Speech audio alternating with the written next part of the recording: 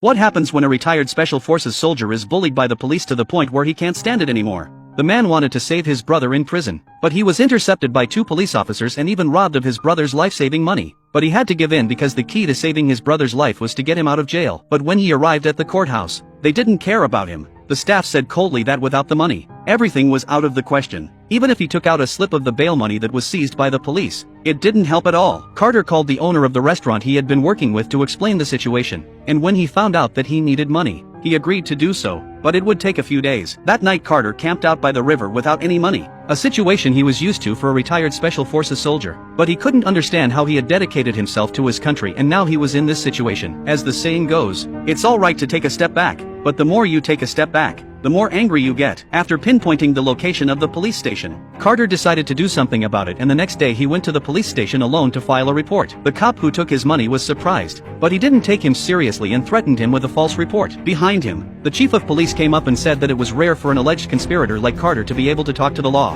and warned Carter that he would face felony charges if he ever harassed one of his officers again. The wily chief even flipped off Carter's recording device. Carter realized that the chief was in cahoots with these cops and that the police department was rotten from the inside out. Carter had no choice but to give in, saying that he would only take $10,000 to save his brother and give them the rest. Seeing that his goal was accomplished, the commissioner said that Carter could see his brother tomorrow morning at 9 a.m. What Carter didn't know was that it was all a setup. When Carter arrived the next day, not only did the commissioner fail to keep his promise, but he transferred his brother to the state penitentiary ahead of schedule. The commissioner said it was because Carter was 3 minutes late. The commissioner's comment left Carter with no choice but to waste time because the prison to which he was being transferred was occupied by his brother's sworn enemy, and if they met, it would be a fatal encounter. Carter quickly catches up with his brother and tells him to keep a low profile and he'll get him out on bail as soon as possible. What they didn't know was that after that conversation, the 2 brothers would be separated from each other. Carter came back and rushed to call the owner of the restaurant to fulfill his promise, but did not realize that the cunning director had already sent people to seize his restaurant and frozen his account,